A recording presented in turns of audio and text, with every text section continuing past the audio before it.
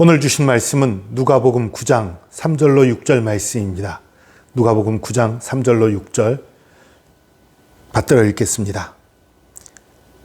이르시되 여행을 위하여 아무것도 가지지 말라. 지팡이나 배당이나 양식이나 돈이나 두보롯을 가지지 말며 어느 집에 들어가든지 거기서 머물다가 거기서 떠나라.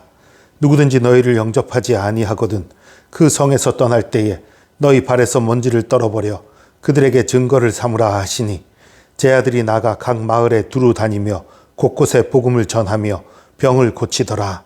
아멘. 어제 1, 2절에서는 우리 주님께서 전도여행을 가라 말하시면서 권능을 주신 것, 능력을 주신 것을 얘기했어요. 하나님께서 우리에게 무언가를 맡기실 때에는 그 일을 할 수 있는 능력도 주신다, 그 말씀을 했어요. 그리고서 능력 주시고서 전도여행의 원칙을 말씀하세요.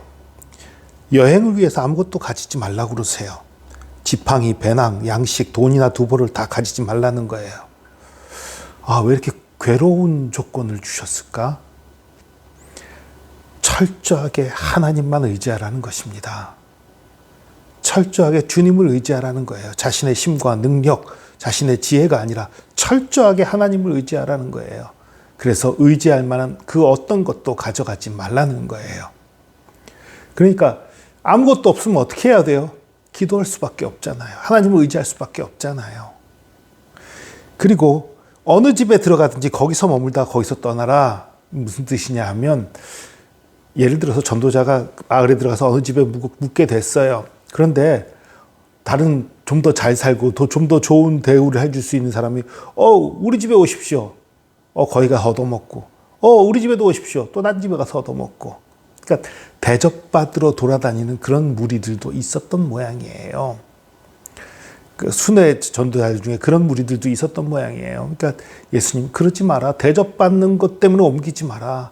한 집 정했으면 그 집 축복하면서 그 집에 머물다가 대접을 잘 받든지 못 받든지 그 집에 머물다가 와라. 그런 얘기를 하신 거예요. 그리고 누구든지 너희를 영접하지 아니하거든 그 성에서 떠날 때, 성에서 영접하는 사람이 아무도 없어요. 다 거절만 해요.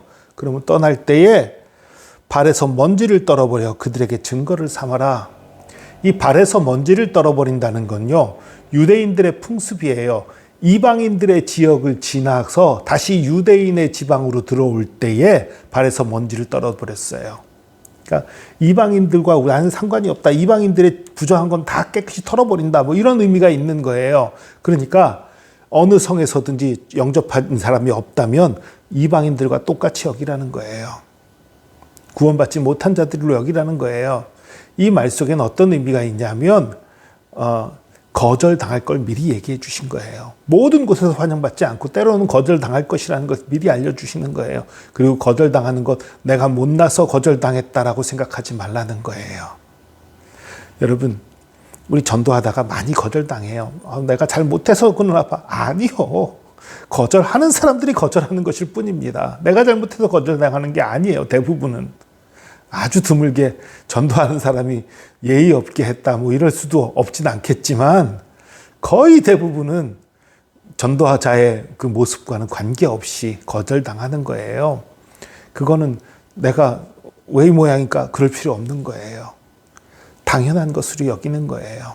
당연한 것으로 여기고 거절당하지 않고 영접할 때에 감사하고 기뻐하면 되는 것이지요. 그 제자들이 이 말대로 했더니 정말 귀신들이 나가고 복음이 전파되는 놀라운 역사가 있었어요. 근데 여러분 여기서 한 가지 주의할 점이 있어요. 그럼 전도할 때는 항상 하나님만 의지해서 아무것도 준비하지 말고 무조건 주님 뜻대로만 해야 되나?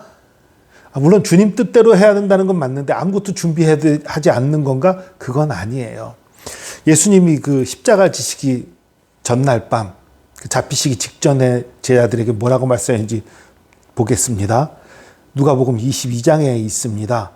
35절부터입니다. 그들에게 이르시되 내가 너희를 전대와 배낭과 신발도 없이 보내었을 때 부족한 것이 있더냐?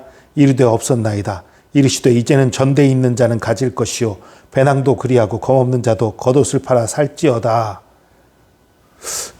준비를 하라고 그러세요. 이게 도대체 뭐야? 어떤 분들은 이 나중에 얘기는 그 전도하고는 관계없이 마음 자세에 대한 얘기일 거라 하는데, 사실은 이 전도 여행 보내면서 아무것도 갖지 말라는 것도 마음 자세 때문에 말씀하신 거거든요, 사실은. 여러분, 이렇게 이해하셔야 돼요. 전도를 사실 왜 해야 되지요? 영혼 구원하는 거니까요. 많이들 그렇게 대답하지요. 그런데 하나님이 우리가 전도 안 하면 못 구원하시나요? 아니잖아요. 여러분, 사도 바울 생각해 보세요. 사도 바울, 하나님이 직접 전하셨어요. 예수 믿는 사람 잡아 죽이던 그 사람을 직접 만나 주셔서 직접 돌이키게 하셨어요. 다른 사람한테는 그렇게 못하나요? 할 수 있어요. 근데 왜 우리 보고 전도하라고 하세요? 여러분, 전도하라는 것은 우리를 위해서 하라고 하시는 거예요. 전도를 해야 하나님의 사랑을 알아요. 전도를 해야 하나님의 능력을 알아요. 전도를 해야 믿음이 자라요. 그래서 전도하라고 하시는 거예요.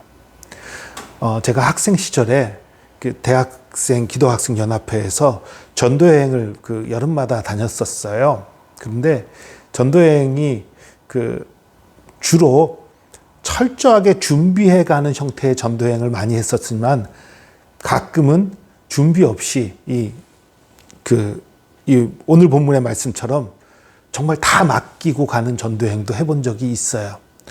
그런데요, 아주 중요한 차이가 생겨요. 철저하게 준비해서 그 지역에 대해서 알고 그 지역에서 무엇을 하고 무엇을 섬길지 다 준비해서 갔을 때에 전도의 효과가 훨씬 커요.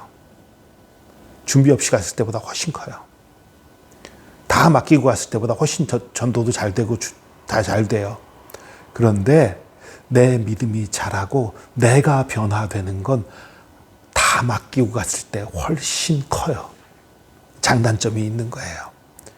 이때는 초기니까, 제자들의 믿음이 자라야 될 때니까 다 맡기고 가는 여행을 명하신 거예요.